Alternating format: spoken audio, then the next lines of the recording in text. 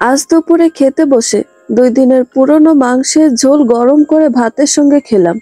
ঝোলটুকু টক হয়ে গিয়েছিল, গন্ধও ছড়াচ্ছিল অস্বস্তিকর ভাবে।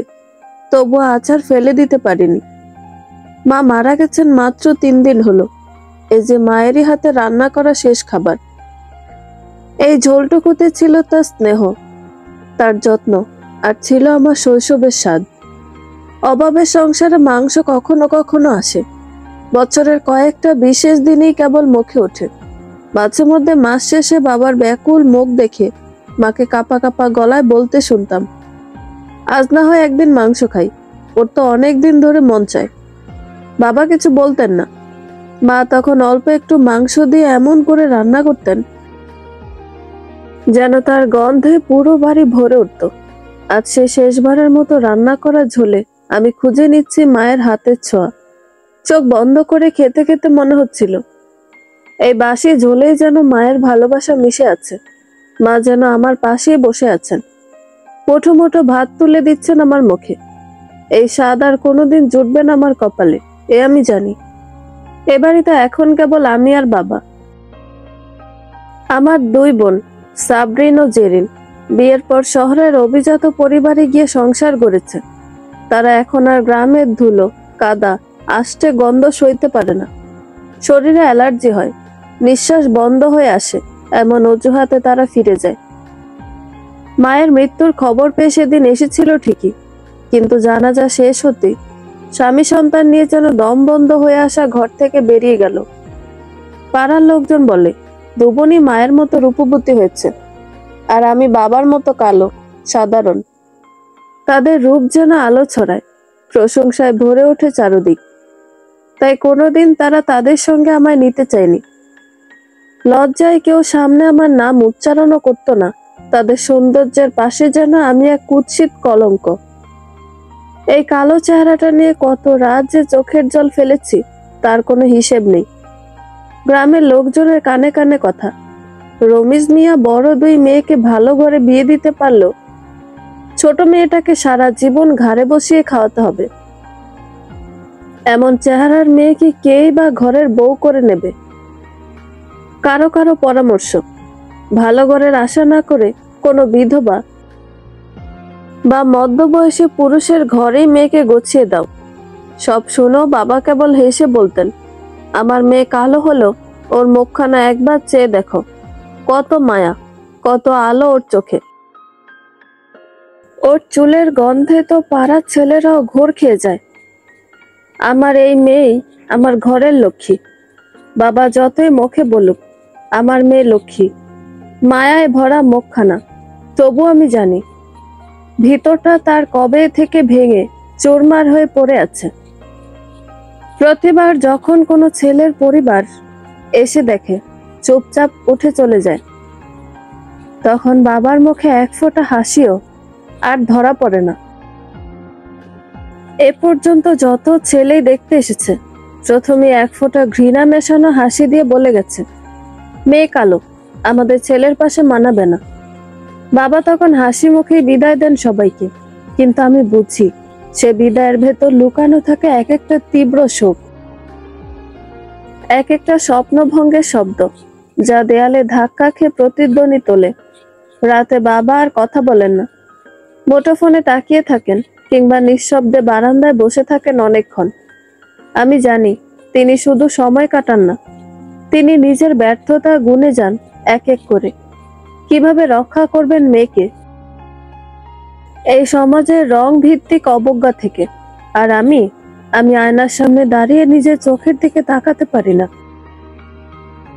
মনে হয় আমার চেহারায় বুঝি বাবার কষ্টের সবচেয়ে বড় কারণ। আমার বিয়ে নিয়ে মায়ের কত স্বপ্ন, কত গোপন গুঞ্জন ছিল, ঘর ভর্তি অতিথি, ফুলের গন্ধে ভাসা বাসর ঘর, আমার পরনে লাল শাড়ি আর কপালে টকটকে লাল টিপ। মা প্রায়ই বলতেন, তোকে লাল পাড়ের শাড়ি পরাবো, গায়ে হলুদের দিন তোর গায়ের গন্ধে ফুলও লজ্জা পাবে। আজ সেই স্বপ্নগুলো শূন্যে ভেসে আছে, কারো চোখে নেই আর সে আশার দীপ্তি। সব হয়ে গেছে স্তব্ধ জীবনের শোকগাথায় হারিয়ে যাওয়া এক অধ্যায়। বুকের ভেতর হাহাকার করে উঠল, গলায় দলা বেঁধে এলো কান্না। খাবারের থালাটা একপাশে সরিয়ে রেখে মায়ের শেষ পরা শাড়িটা বুকে জড়িয়ে ধরলাম। সে শাড়িটা আজও লেগে আছে মায়ের শরীরের গন্ধ, যেন তিনি পাশেই আছেন, নিভৃতে বসে আমার চোখ মুছে দিচ্ছেন। ও মা, তোমার সঙ্গে আমাকেও নিয়ে গেলে পারতে। এই পৃথিবীর মানুষগুলোর অবহেলা, অবজ্ঞা, উপহাস সবকিছু গিলে খাওয়ার শক্তি আমার নেই মা। কেন রেখে গেলে আমায় এই নোংরা দুনিয়ায়? এই বেঁচে থাকাটাই এখন মনে হয় এক অভিশাপ। প্রতিটি নিঃশ্বাসই যেন বিষ মেশানো। এই জীবনের ভার যেন বুকের ওপর পাথর হয়ে চেপে বসেছে। মায়ের শাড়ির ভাঁজে চোখের পানি মিশে গেল, আর আমি চুপি চুপি বলে উঠলাম, তুমি তো বলতে আমার চোখে নাকি জ্যোৎস্না আছে, তবে আজ কেন কেউ সে আলো খুঁজে পায় না মা? তোমার চোখে সেই বিশ্বাস, সেই নির্ভরতা, সেই নিরাবেগ মমতা কোথায় রেখে গেলে তুমি? বাইরে থেকে বাবার কাশি মিশ্রিত হাঁক ডাক কানে এলো, মনে হয় গাড়ি থেকে চলে এসেছেন। বুকের ভার এখনো নামেনি, তবু কি আর করা যায়? পেটের খিদে তো সুখের ভাষা বোঝে না। চুপচাপ উঠে এক গ্লাস পানি এগিয়ে দিলাম বাবার দিকে। বাবা গ্লাস হাতে নিয়ে একটা ম্লান হাসি হাসলেন, যে হাসিতে ক্লান্তি ছিল, ছিল নীরব হাহাকার। ঠিক তখন পাশের বাসার দাদি এসে চুপি চুপি বসে পড়লেন বারান্দার বেঞ্চটায়। চোখে মুখে আগের মতোই কৌতূহল, কিন্তু কণ্ঠে সেই পুরনো তীক্ষ্ণতা। ও রমিজ মিয়া, তোর মেয়েটারে কি আর বিয়ে দিবি না? দেখিস মেয়ের বয়স বাড়তেছে, গায়ের রং তো আর ফর্সা হবে না। এইরকম চেয়ে থাকলে তো আর চলবে না। বাবা দীর্ঘশ্বাস ফেলে বললেন, কি করব চাচি? ভালো ঘরের ছেলে তো দেখেই না করে দেয়। একটু রং কালো হলেই যেন মানুষ কাউকে আর মানুষ মনে করে না। আর আমি তো চাই না আমার মেয়ে কষ্টে থাকুক। দাদি তখন একটু হেসে তিরস্কারের সুরে বললেন, হায় রে বাবা, তুই কবে বুঝবি? এই মেয়ের জন্য ভালো ঘর খুঁজে তো লাভ নাই। এই চেহারায় কেউ কি দামি গাড়িতে তুলে ঘরে নিয়ে যাবে? তার চেয়ে গরিব, মুরব্বী, বিধবা লোক আছে না, একটা ঠাঁই জুটিয়ে দে। মেয়েও বাঁচে, তুইও বাঁচ। মেয়ে মানুষ, 20 পেরোলেই তো বুড়ি হয়। এই মেয়ের তো মনে হয় 20 পেরিয়ে গেছে।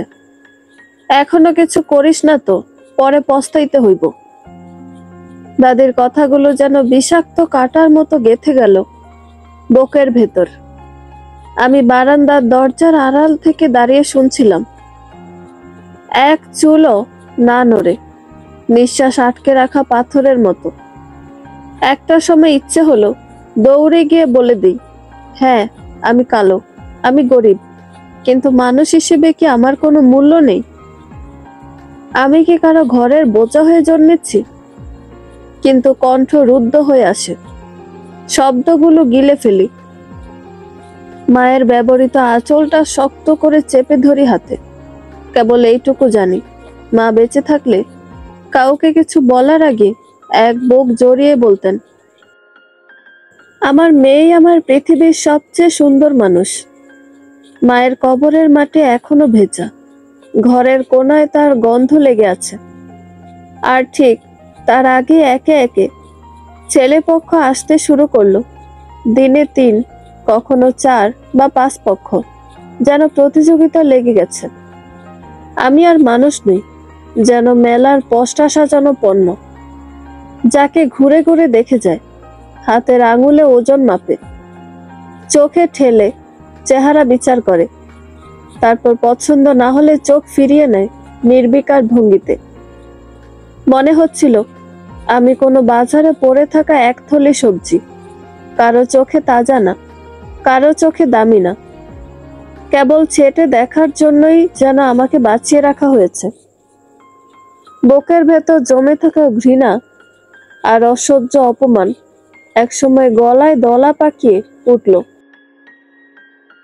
চিৎকার করে বাবাকে বলতে ইচ্ছে হলো, বাবা আমায় খাবার এনে দিও না, বরং এক মুঠো বিষ এনে দাও।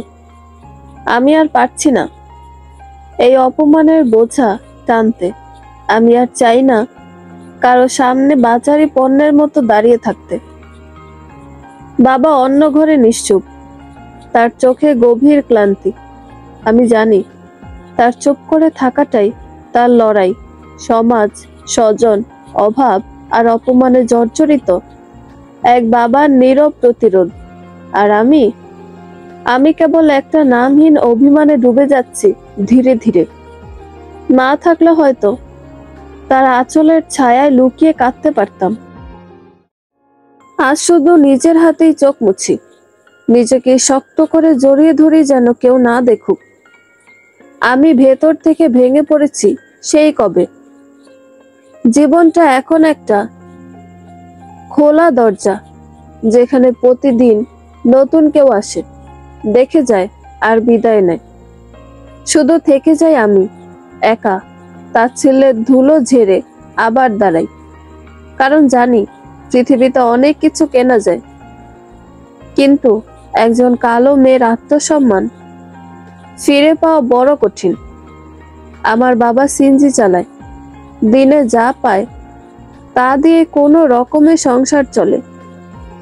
ভোরে উঠে বাবাকে নিজের হাতে নাস্তা বানিয়ে খাইয়ে দিলাম। মাথায় গামছা বেঁধে দরজার বাইরে বেরিয়ে যাওয়ার সময়ও একবার তাকিয়ে বললেন, ঠিকঠাক খেয়ে নিস মা, শরীর খারাপ করবি না যেন। আমি হাসি মুখে বাবাকে বিদায় দিলাম। ইতিমধ্যে বড় আপার ফোন। হ্যালো আপা, কেমন আছিস? ভালো। বাবা কোথায়? বাবা তো এখন গাড়ি নিয়ে বেরিয়েছে। ও, ফিরলে বলিস, পরের সপ্তাহে তো কোরবানির ঈদ। আমি এখানে সবাইকে বলে ফেলেছি। বাবা গরু কোরবানি দিচ্ছে, তুই জানিসই তো, বাণিজ্যের ব্যাপার আছে, বড়লোক পাড়া, সবাই তাকিয়ে থাকে। বাবাকে বলিস যেন ঈদের দিন গরুর ভালো মাংস পাঠায়, আর জামা কাপড়ে যেন দামি হয়, সবার পরনে যেন ঠিকঠাক হয়। ছোটখাটো না, দেখেই যেন বোঝা যায় আমার বাবাও কিছু কম না। আমি ফোনের ও প্রান্তে স্তব্ধ হয়ে থাকি, বুকের ভেতরটা যেন হঠাৎ ভারী হয়ে আসে। জানিয়ে দিতে ইচ্ছে করে, আমাদের ঘরে ঈদের ছুটির আগের দিনটাতে চাল কিনতে হিমশিম খেতে হয়। আমার বাবা রোজ সকাল থেকে রাত অব্দি গাড়ি চালিয়ে যা উপার্জন করেন, তা দিয়ে নিজের জন্য একটা পাঞ্জাবিও কেনেন না। তবু আমার আপা চায় তার স্বপ্ন যেন বাবার ঘামে রঙিন হয়ে ওঠে। আজ বাবা খুব তাড়াতাড়ি গাড়ি থেকে ফিরলেন, চোখে মুখে খুশির ছাপ, হাতে 2 ব্যাগ বাজার, আর ঠোঁটে চাপা এক আশার হাসি। দরজায় ঢুকেই যেন এক নিঃশ্বাসে বলে উঠলেন, ও তুরিন, কাল বড় ঘর থেকে তোকে দেখতে আসবে। ঘরদর গুছিয়ে রাখ, ভালো করে রান্না বান্না করিস। আমার মন বলছে বিয়েটা এবার হয়ে যাবে।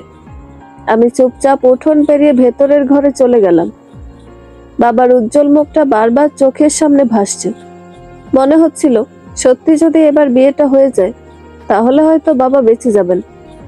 অন্তত নিজের ভেতরের ক্লান্ত ভেঙে পড়া মানুষটাকে আর প্রতিদিন প্রতিচ্ছবির মতো আয়নায় দেখতে হবে না।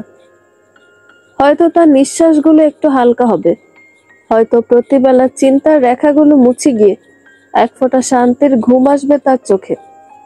বাবার চোখে সে গোপন অশ্রু আমি নিজের চোখে আটকে রাখতে চাই, আর একটিবারের জন্য হলেও যেন তিনি বলতে পারেন, এইবার তোর জন্য কিছু করতে পারলাম। শুধু আমি জানি, আমার বুকের ভেতরে ঠিক তখনই একটা শূন্যতা ফুরে ওঠে। এই বিয়ের কথা উঠলেই কেন যেন ভেতরটা দপ করে নিভে যায়। কিন্তু বাবার চোখে সে ভরসার আলো দেখে আজ নিজেকে আবার শক্ত করে বাঁধতে ইচ্ছে করে, শুধু বাবার জন্য। রাতে আপার কথা বাবাকে বলতে গিয়েও আবার থেমে গেলাম। ভেতরে কত কথার ঢেউ উঠেছিল, তবু ঠোঁটের কোণে একটাও শব্দ এলো না। এমনিতেই বাবা কত কিছু নিয়ে দিশেহারা, তাকে নতুন করে ভাবনার ভার দেওয়া কি ঠিক হবে? চুপচাপ বাবার পাশে বসে রাতের খাবার বেড়ে দিলাম। তারপর নিঃশব্দে উঠে নিজের ঘরে চলে এলাম। চোখ দুটো যেন জানালার গা ঘেঁষে অনেক দূর তাকিয়ে রইল অজানা এক ভোরের প্রতীক্ষায়। সেই কাক ডাকা ভোরে ঘুম ভাঙলো হঠাৎ। বিছানা ছেড়ে উঠে পড়লাম নিঃশব্দে। ঘরদোর গুছিয়ে নিলাম। রান্নাঘর থেকে ভেসে আসা ধোয়ার গন্ধে ভরে উঠল ছোট্ট সংসারটা। রান্না শেষ করে ঠান্ডা জল ঢেলে গোসল সেরে আয়নার সামনে বসলাম। আয়নাটা আজও সে আগের মতোই কোনো তোষামোদ নেই, কোনো ঢাকাও নেই। চোখ রেখে দেখলাম নিজেকে, নিজের গায়ের রংটাকে। এই রং, যে রং নিয়ে সবার এত তুচ্ছ তাচ্ছিল্য। কেউ বলে কালো, কেউ বলে ম্লান, কেউ বা সরাসরি বলে অপছন্দ। আমাকেও তো আল্লাহ গড়েছেন, আমি তো নিজেকে গড়িনি।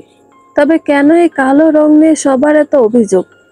কালো ফর্সার বিচার যদি হয় চোখে চোখে, তবে হৃদয়ের আলোর কি কোনো মানে থাকে না? ভাবতে ভাবতে হঠাৎ মনে হলো, আজ যে আসছে সে যদি রং দেখে নয়, মনের মানচিত্র দেখে বুঝে নিতে পারে আমাকে, তবে কি জীবনটা একটু হলেও বদলাবে? দুপুর নাগাদ দুজন মধ্যবয়সী পুরুষ ও একজন মহিলা এসে উঠোনে বসলেন। শুনলাম ছেলের বাবা, মা আর বোন জামাই। ছেলে নিজে আসেনি, বড্ড ব্যস্ত, কিংবা হয়তো দেখা করার প্রয়োজন নেই বলে মনে করেছে। নাস্তা শেষ হলে দাদি হাতে ধরে আমাকে নিয়ে গেলেন অন্দর থেকে। মাথা নিচু করে সামনে দাঁড়ালাম, যেন এই দুনিয়ায় আমার কোনো অধিকার নেই নিজের অপমান বোঝার। বাবা মিনমিন করে প্রশ্ন করলেন, মেয়ে আপনাদের পছন্দ হয়েছে? ছেলের মা পান চিবোতে চিবোতে হালকা হেসে বললেন, মেয়ে পরে, আগে বলেন তো মেয়ের সাথে কি কি দেবেন? বাবার চোখ মুখ থমকে গেল। একটা চাপা কষ্ট চোখে মুখে ছড়িয়ে পড়ল, যেন প্রতিটি শব্দ বুকের ভেতরে খাস কেটে গেল।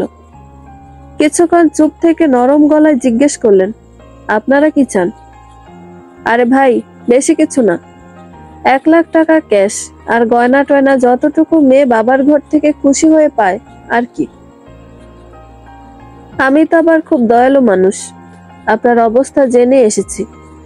ভাবলাম মেয়ে যখন গুণবতী, তখন রূপ না থাকুক, চাল চলনে যেন খামতি না থাকে।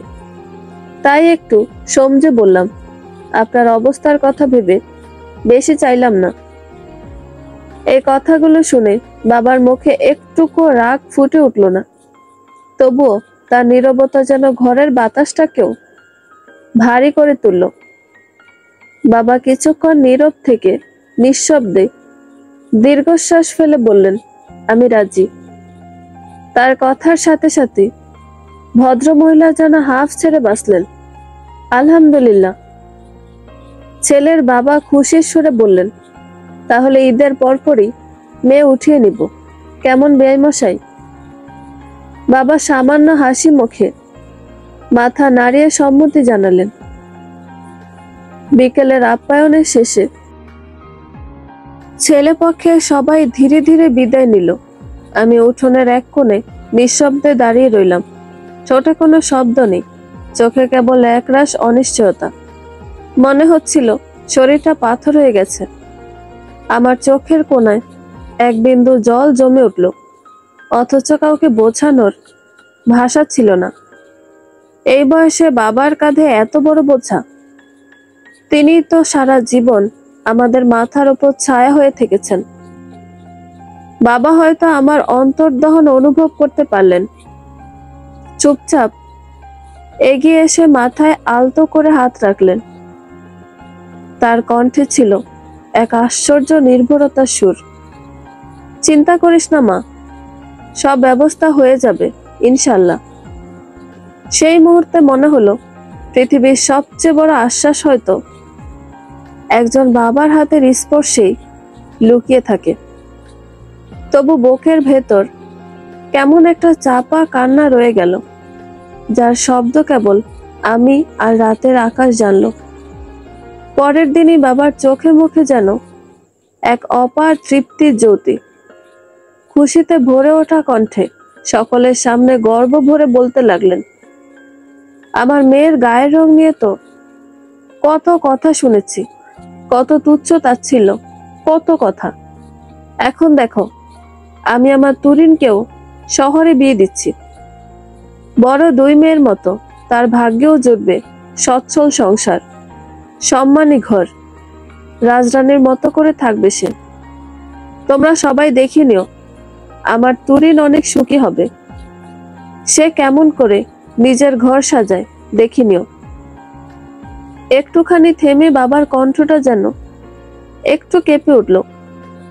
রূপ নাই বা হলো, তাই বলে কি আমার মেয়ের স্বপ্ন দেখার অধিকার থাকবে না? আমার তরিনের গুণ, তার মন, তার যত্নশীলতা, সবকিছুতেই সে এক অপূর্ব জ্যোতি। বাবার মুখে এমন গর্বিত উচ্চারণ এর আগে কদাচিৎ শুনেছি। তার সে আনন্দ, সেই তৃপ্তি দেখে আমার বুকের ভেতরটা ভরে উঠল। যেন প্রথমবারের মতো নিজেকে গ্রহণযোগ্য মনে হলো। মেয়ের মতো নয়, বাবার গর্ব হয়ে ওঠা তৃপ্তি নিয়ে আমি একটু দীর্ঘ নিঃশ্বাস ফেলেছিলাম। রাতে বাবা যখন ঘরে ফিরলেন, তার চোখে মুখে ক্লান্তির ছাপ। আমি ধীরে ধীরে এগিয়ে গিয়ে বাবার পাশে বসে পড়লাম। কি রে তুরিন, কিছু বলবি? বাবার কণ্ঠে ছিল স্নেহ মেশানো ক্লান্তি। আমি কিছুটা ইতস্তত করে বললাম, বাবা, কাল আপা ফোন করেছিল, বলল সামনে কোরবানির ঈদ। ও বাড়িতে বলে দিয়েছে আমরা গরু কোরবানি দিচ্ছি। বলেছে ঈদের দিন তার বাসার সবার জন্য মাংস আর দামি জামা কাপড় নিয়ে যেতে হবে। এতটুকু বলেই আমি চুপ করে গেলাম। গলায় যেন একটা গ্লানি দলা পাকি আছে। বাবা একটু কেসে উঠলেন। আমি তাড়াতাড়ি পানি এগিয়ে দিলাম।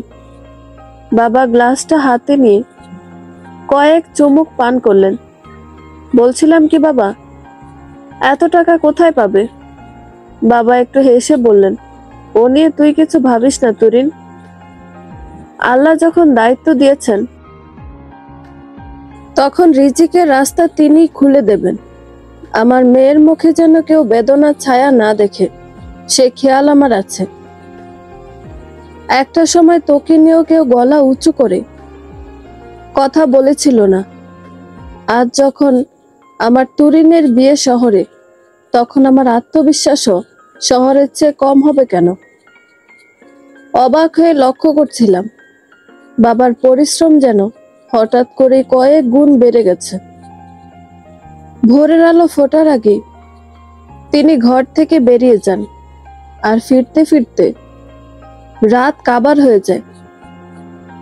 দুপুরে ঠিক মতো কিছু খান কিনা সেটা আর বলেন না এখন। কোনো অভিযোগ নেই মুখে, নেই বিরক্তি, শুধু চোখে মুখে এক চাপা উদ্বেগ আর নিঃশব্দ দায়বোধ। ঠিক তখনই একদিন ফোন এলো মেজ দুলাভাইয়ের কাছ থেকে। মেজ আপার তুলনায় তিনি একটু নরম প্রকৃতির বলা চলে। আপার ধমকে দিন কাটে তার, তবুও কণ্ঠে ছিল আন্তরিকতা। হ্যালো তুরিন। আসসালামু আলাইকুম দুলাভাই, কেমন আছেন? আলহামদুলিল্লাহ ভালো, তোমরা কেমন আছো? আলহামদুলিল্লাহ ভালোই। কি শুনলাম রে? কি, তোর নাকি সামনে বিয়ে? লজ্জায় গলা শুকিয়ে এলো, কিছু বলতে পারলাম না। নীরবতায় যেন স্বীকারোক্তির মতো ভেসে এলো ফোনের এপাশ থেকে। দুলাভাই আবার বললেন, সামনে তো ঈদ, দাওয়াত রইল, বাবাকে নিয়ে আসিস বুঝলি। ইনশাল্লাহ আসার চেষ্টা করব। ফোন রেখে মনে হলো এই প্রথম কেউ এমন সহজ করে কথা বলল, যেখানে প্রশ্নের ভেতরে ছিল না কোনো তিরস্কার, ছিল শুধু আপন মানুষের মতো পাশে দাঁড়ানোর ইচ্ছাটা। এইটুকু সৌজন্যেই যেন মনটা একটু হালকা হয়ে এলো। যেন ঈদের আগে একটা নতুন আলোর রেখা খুঁজে পেলাম বুকের গভীরে। কয়েকদিনের মধ্যেই বাবা বাড়ির পাশের জমির পুরনো দলিল বের করে আনলেন। চুপচাপ একদিন বিকেলে বাজারের পথ ধরলেন, আর ফেরার পর জানালেন 2 লাখ টাকা তুলে এনেছেন। চোখে মুখে কোনো উচ্ছ্বাস নেই, বরং একরকম নিঃসঙ্গতা ভেসে বেড়াচ্ছে চেহারায়। বললেন, তোর বিয়ে হয়ে গেলে আমি তো একা থাকবো। খাওয়া দাওয়ায় কষ্ট হলো, সিনজি চালিয়ে যা পাবো সেই টাকায় কিস্তি মিটিয়ে কোনো রকমে টিকে থাকবো। আমি কিছু বললাম না, জানি এই টিকে থাকা মানে কেবল বেঁচে থাকা নয়, এটা এক বাবার নীরব যুদ্ধ, মেয়েকে বিদায় দেওয়ার প্রস্তুতির কষ্টগাথা। ওই টাকা তুলতে গিয়ে হয়তো বাবার বুকের ভেতরেও কিছু একটা বিক্রি হয়ে গেছে, আমরা যা দেখি না, কেবল অনুভব করি চুপচাপ। কাপা কাপা চোখে তাকালে। দেখতে দেখতে ঈদ এসে গেল। আগামীকাল ঈদ। বড় আপা শ্বশুর বাড়ির লোকজনের জন্য নতুন জামা কাপড় আর ভালো গোস্ত পাঠানোর কথা মনে রেখে সকাল সকাল বাজারে বের হয়েছিলেন বাবা। কিন্তু দোকানের দরজায় দাঁড়িয়ে একরাশ চিন্তায় গাঢ় হয়ে উঠল তার চোখ মুখ।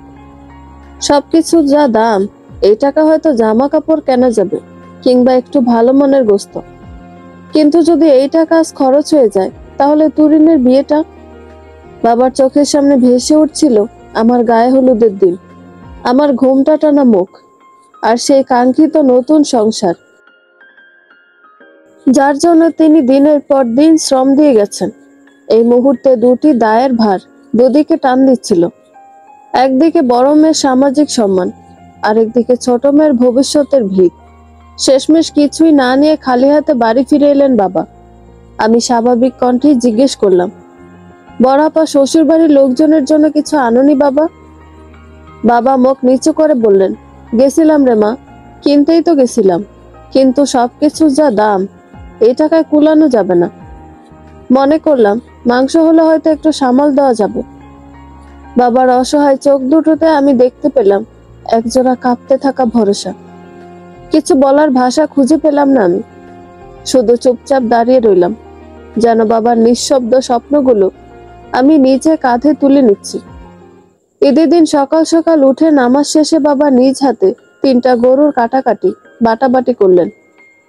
সারাদিন ছুটে বেড়ালেন এক বাড়ি থেকে আরেক বাড়ি। সন্ধ্যার দিকে কিছু ভালো মানের মাংস হাতে পেলেন।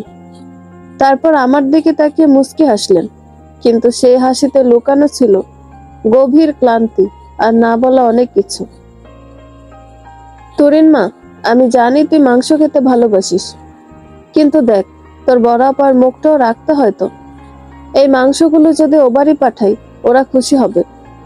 মেয়েটা অন্তত ভাববে তার বাপটা কিছু তো করেছে। একটু থেমে গলা নিচু করে বললেন, মন খারাপ করিস না মা, 2 দিন পর তোর বিয়ে, তুই কিন্তু বড় ঘরে যাচ্ছিস। ইনশাল্লাহ খাওয়া পড়ার অভাব হবে না, তুই থাকবি রানীর হালে।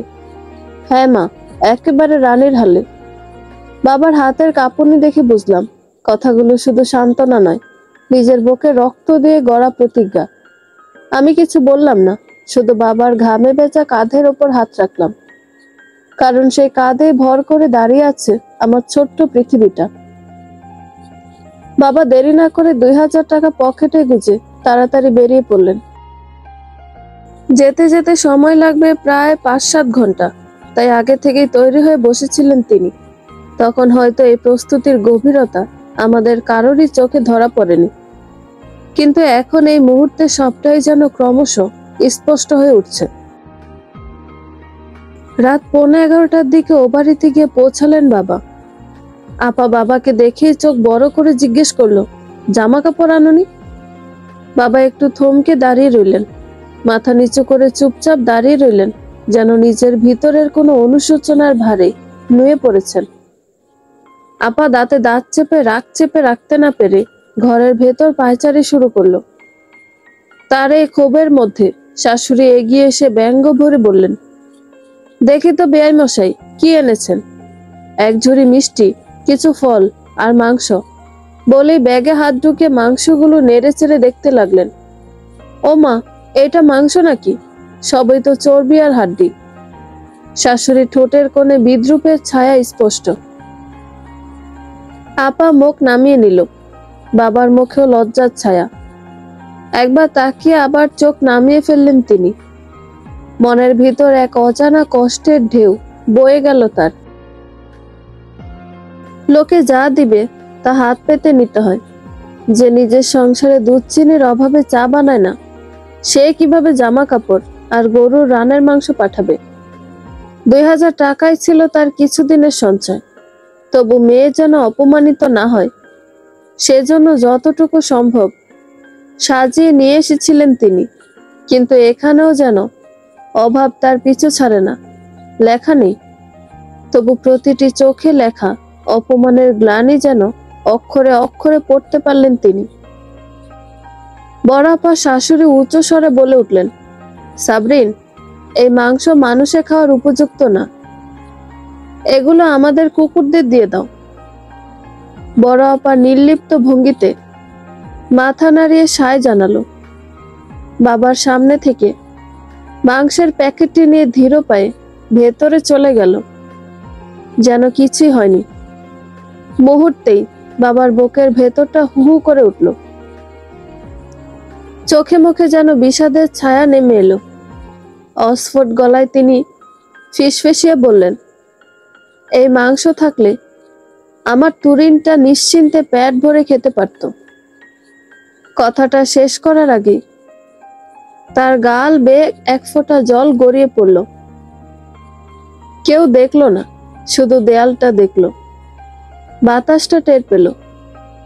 শাশুড়ি তখনও হাসি মুখে বললেন, আরে বেয়াই মশাই, বসুন না, একটু কিছু মুখে তুলে তারপর না হয় বাড়ি ফিরবেন। মুহূর্তে সামনের টেবিলে চা, বিস্কুট, কিছু মিষ্টান্ন এনে রাখা হলো। বাবা জানেন তার খাওয়ার মতো মন বা শরীর কোনোটাই এখন প্রস্তুত নয়।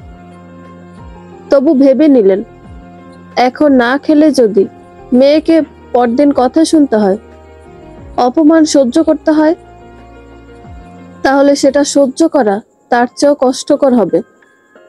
এই ভেবে অনিচ্ছা সত্ত্বেও মুখে তুলে নিলেন এক টুকরো বিস্কুট। চায়ের কাপে চুমুক দিলেন একবার। রাতের খাবারটা আর খাওয়া হলো না। সবাই যখন হাসি ঠাট্টায় ব্যস্ত, বাবা তখন নিঃশব্দে বেরিয়ে পড়লেন। গেটের বাইরে পা রেখে একটিবার পেছন ফিরে তাকালেন, যেন দগ্ধ স্মৃতি থেকে পালিয়ে বাঁচতে চান তিনি। মনকে প্রবোধ দিলেন, ওরা যতই বড়লোক হোক না কেন, কিন্তু বড় মনের অধিকারী কি তারা? নিজেকে বুঝ দিলেন, মেয়েটা ভালো আছে তো, সে ভালো থাকলে আমার এইটুকুতেই চলবে। বাবা হিসেবে তো এতটুকুই চাওয়া, আমার মেয়েরা যেন ভালো থাকে। বাবা ফিরতে ফিরতে বেশ রাত হয়ে গেল। চোখ দুটো কেবল বুজে এসেছিল। ক্লান্তির চাদরে শরীর যখন ধীরে ধীরে ঢলে পড়ছিল ঘুমের কোলে, তখনই হঠাৎ দরজায় কড়া নাড়ার শব্দে ধক করে জেগে উঠলাম।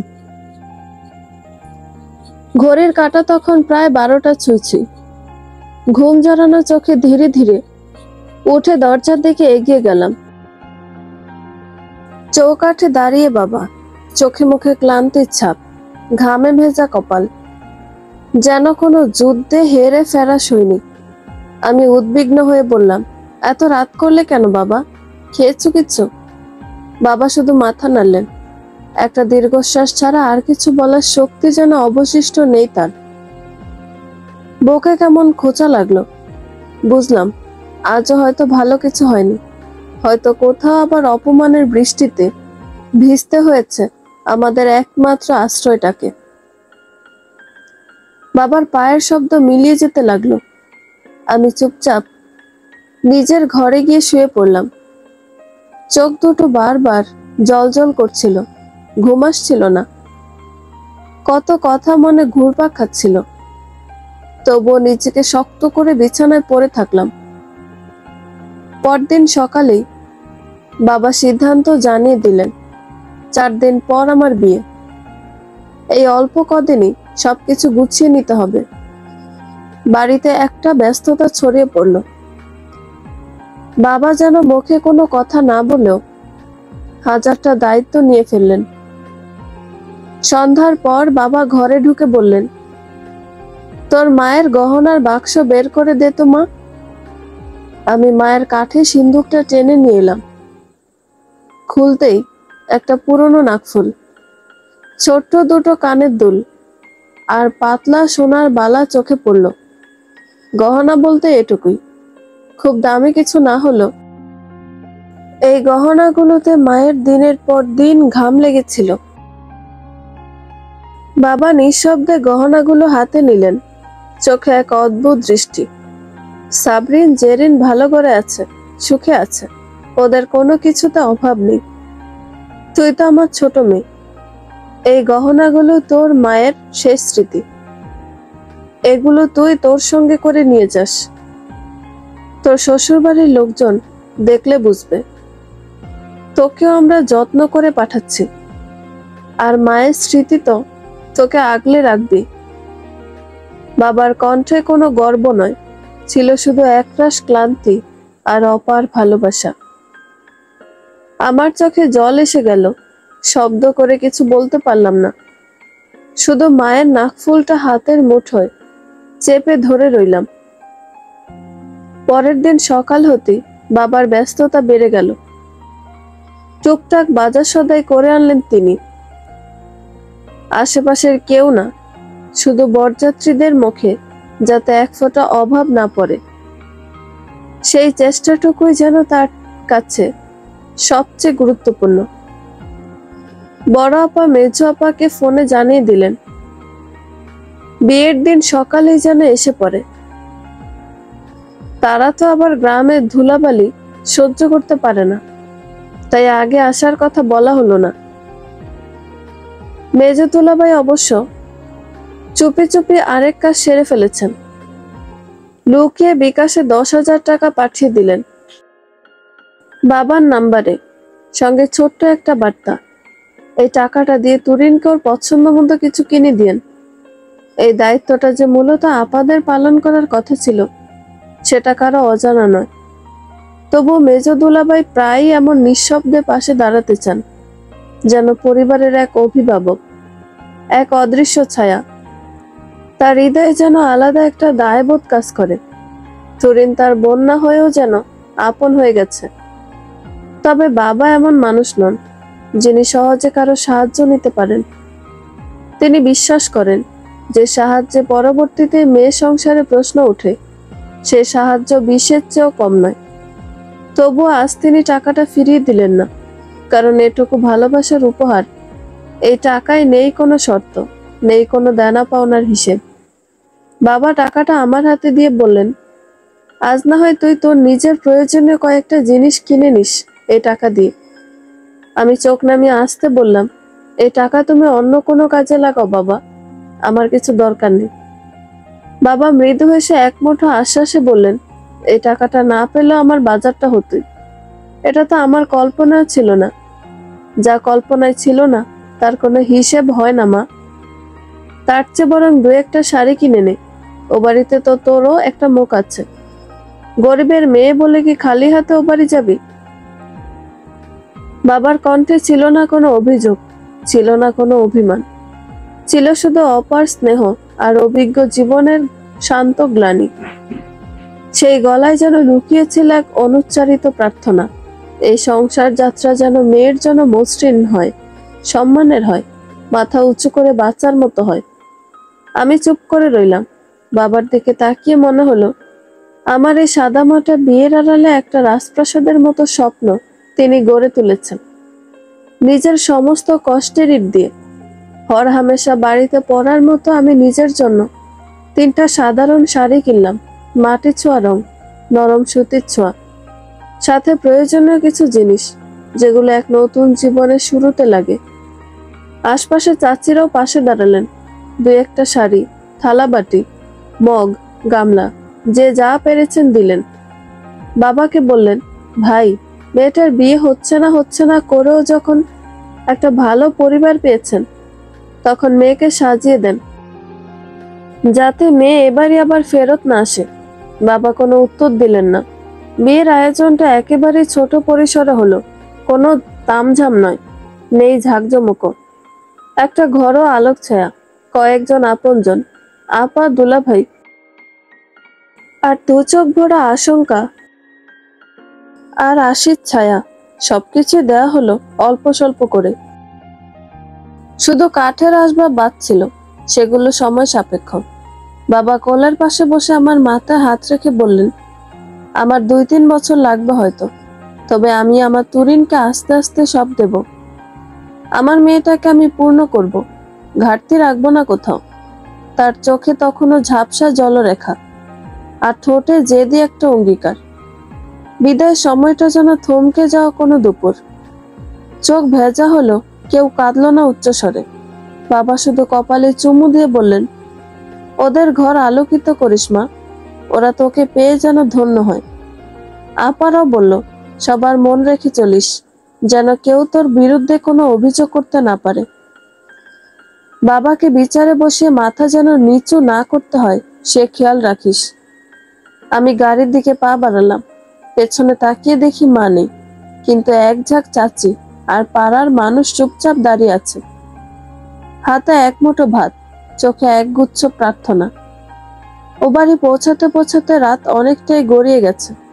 শরীর অবসন্ন, তবুও ঘরে ঢুকে চুপি চুপি শাড়ি বদলে নিলাম। পাতলা হালকা একটিকে বেছে নিলাম। আয়নার দিকে এক ঝলক তাকাতে মনে হলো যেন নিজের ছায়াকেও চিনতে পারছে না। অচানক এক ভয়ে হৃদয়টা কেঁপে উঠল। তবে সবচেয়ে বেশি খটকা লাগছে যে বিষয়টা, তা হলো তিনি বিয়ের আগে একবার আমায় দেখেননি। এমনকি আজ এই দীর্ঘ পথ একসাথে পাড়ি দিয়েও তিনি একবার চোখ তুলে তাকাননি আমার দিকে। চোখে দৃষ্টি যেন কোথাও আটকে ছিল, শুধু আমি ছিলাম না সেখানে। তবে কি তিনি এই বিয়েতে রাজি ছিলেন না? আমার এই কালো চেহারা তার পছন্দ হয়নি, নাকি কোনো অতীত জড়িয়ে আছে তার নির্লিপ্ত চাহনিতে? হৃদয়ের ভেতরটা অস্থির হয়ে উঠল, যেন এক অনাগত ঝড়ের আভাস দিচ্ছে নিশুতি রাত। নতুন জীবনের শুরুতে এমন হবার কথা ছিল না। কাপা কাপা হাতে ঘোমটা টেনে বিছানার এক প্রান্তে বসে পড়লাম। মন বলছে, এ কি সত্যি আমার জীবনের নতুন অধ্যায়ের সূচনা, নাকি আরো একবার দুঃখের সাগরে ডুবতে হবে আমায় নিঃশব্দে? অবশেষে তিনি এলেন।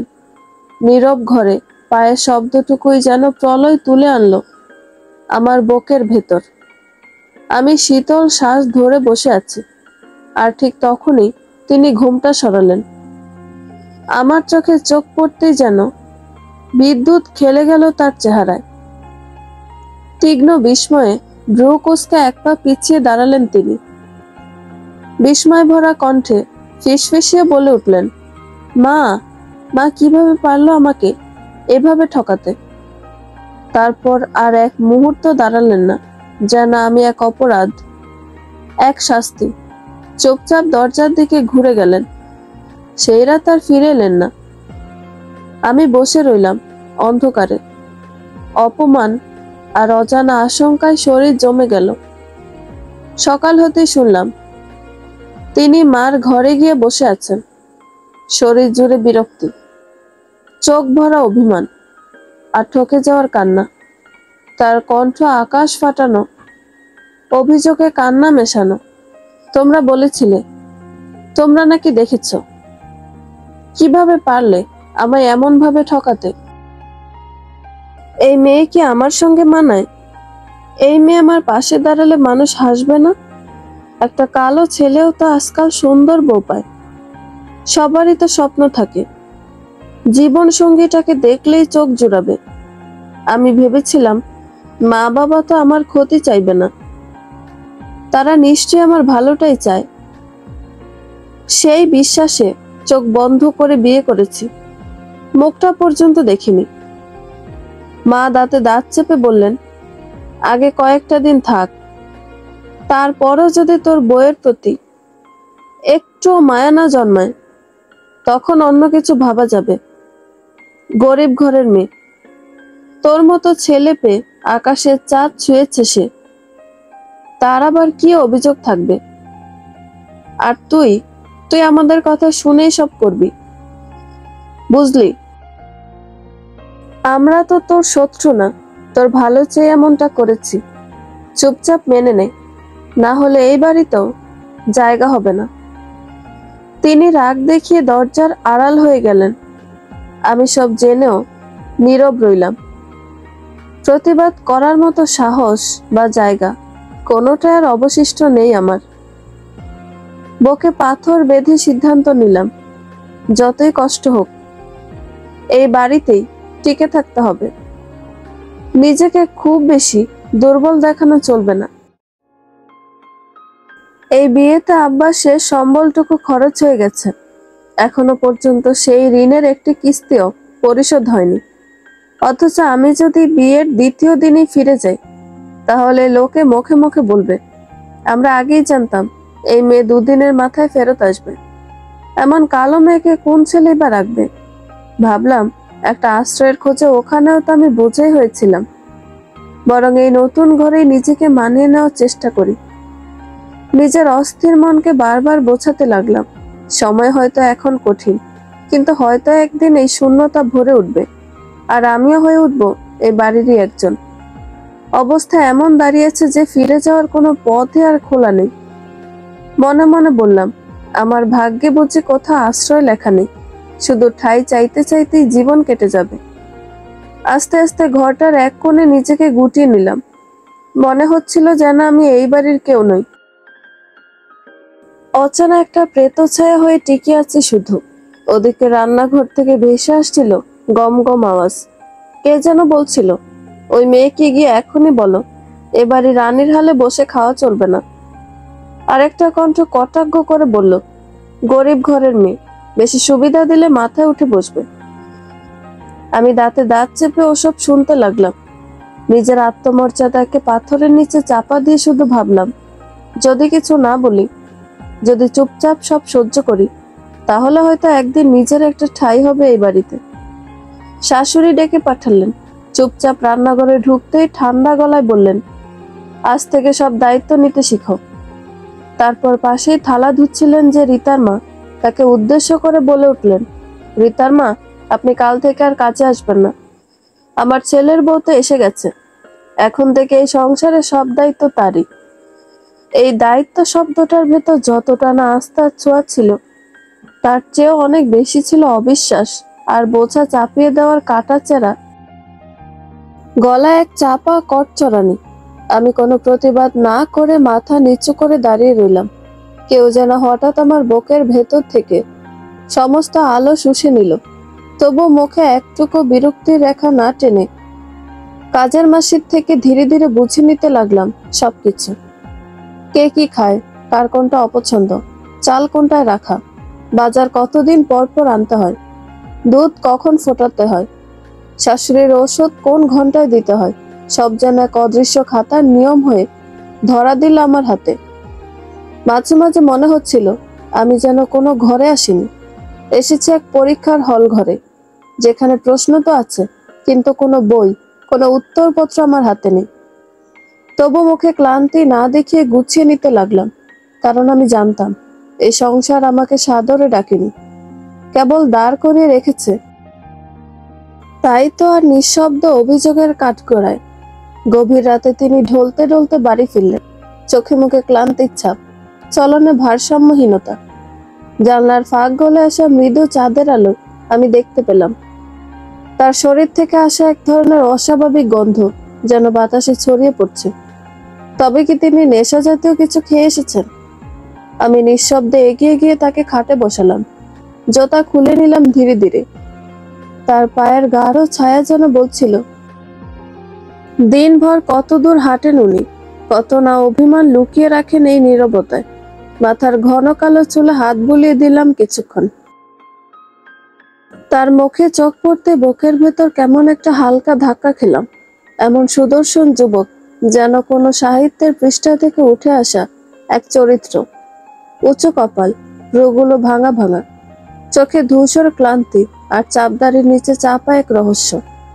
তার পাশে বসে নিজেকে একবার দেখে নিলাম। ভাবলাম, সত্যি তো, এমন রূঢ় সৌন্দর্যের পাশে আমাকে কি মানায়? এই ঘরের নরম আলোতেও নিজেকে যেন অচেনা লাগলো। তবু আজ রাতে তার এই সৌন্দর্য আমাকে টানলো অন্য এক অনুভূতির দিকে। ভাবনা থেকে বেরিয়ে তার চোখে মুখে হালকা পানি ছিটিয়ে দিলাম। তিনি কেঁপে উঠলেন, চোখ মেলে কিছুটা স্থির হলেন। আমি জানি এই চোখ দুটো শুধু ক্ষোভ বা গ্লানির জন্য নয়, এর ভেতরে লুকিয়ে আছে এক অন্যরকম ক্লান্তি, যেটা কাউকে বলা হয় না। তিনি ধরা গলায় ফিসফিসিয়ে বললেন, এত যত্ন করো কেন তুমি? আমি কিছু বললাম না, শুধু ওনার গায়ে একটা পাতলা চাদর দিলাম। তবে ওনার হাতটা থামিয়ে দিল আমার হাত। চোখে একরাশ অনুরোধ, একটুখানি অসহায়ত্ব, আর এক অলিখিত আকুতি। এই নির্জনতার সঙ্গী হই, একটু শুধু অনুভব করি তাকে। ধীরে ধীরে সময় থেমে গেল। জানলার বাইরে পূর্ণিমা নিঃশব্দে দাঁড়িয়ে রইল, আর ঘরের ভিতর একটানা নিঃশ্বাসে দুটো শরীর জড়িয়ে থাকলো, শুধু ক্ষণিকের জন্য, যেন অস্থির জীবনে একটু প্রশ্রয় খুঁজে নেয়। ভালোবাসা যেন ছিল শুধুই এক মুহূর্তের ভ্রান্তি, এক দেহমোহের ক্ষণিক ছায়া। সেই রাতে আমাদের মাঝখানে যে নীরবতা ছুঁয়ে গেল, তার শরীরের উষ্ণতা মুছে দিয়ে রেখে গেল ঠান্ডা শীতল এক প্রাচীর। সবকিছু ঘটে যাওয়ার পর তিনি নিঃশব্দে অন্যদিকে মুখ ঘুরিয়ে শুয়ে পড়লেন, যেন আমি কোনো অস্তিত্বহীন ছায়া, যার পাশে থেকেও পাশে থাকা হয় না। ভোর হতেই সব যেন আবার আগের মতো, নির্মম ভাবে নির্বিকার। একই ঘরের বাসিন্দা হয়েও আমরা যেন দুই বিপরীত দিকের পথিক। আমার দিকে তাকান না তিনি, কথা তো দূরের কথা, চোখে চোখ পড়লে যেন কোনো অপরাধ করেছি আমি, এমন তীক্ষ্ণ অবজ্ঞায় মুখ ফিরিয়ে নেন। একবার সাহস করে জিজ্ঞেস করেছিলাম, আমি কি খুব অচেনা, খুব অপ্রিয়? উত্তরে তিনি বলেছিলেন, তোমায় আমার ভালো লাগে না, তোমার মতো মেয়ের সাথে আমি মানিয়ে নিতে পারি না। শব্দগুলো তীব্র ছুরির মতো বুক ভেদ করে ঢুকে গেল। শরীরের যন্ত্রণা হয়তো সয়ে নেওয়া যায়, কিন্তু আত্মার আঘাত, তা সারিয়ে তোলার ঔষধ কোথায়? তবু চুপচাপ পড়ে থাকি, একটি মিথ্যে আশায়, হয়তো একদিন কোনো এক সকালে তিনি হঠাৎ আমার দিকে তাকিয়ে বলবেন, তুমি ছাড়া আর কেউই আমার নয়। শাশুড়ি একে একে আমার বাপের বাড়ি থেকে আনা সামান্য কিছু উপহার নাড়িয়ে চাড়িয়ে দেখছিলেন। তার চোখে মুখে একটা চাপা তাচ্ছিল, যেন বলতে চেয়েও নিজেকে সংবরণ করলেন। কিছুক্ষণ চুপ থেকে শুধু বললেন, এটুকু এনেছ? তার স্বরটি কঠোর নয়, তবু কানে যেন বিদ্ধ হলো। আমি মাথা নিচু করে দাঁড়িয়ে রইলাম। বাবার কষ্টার্জিত টাকায় কেনা সেই কম দামি শাড়িটার কথা মনে পড়ল, যেটা কিনে বাবা নিজের জন্য কিছু আনেননি। বলেছিলেন, তোর শ্বশুর বাড়িতে মুখ দেখাতে হবে তো, একটু ভালো শাড়ি পরিস।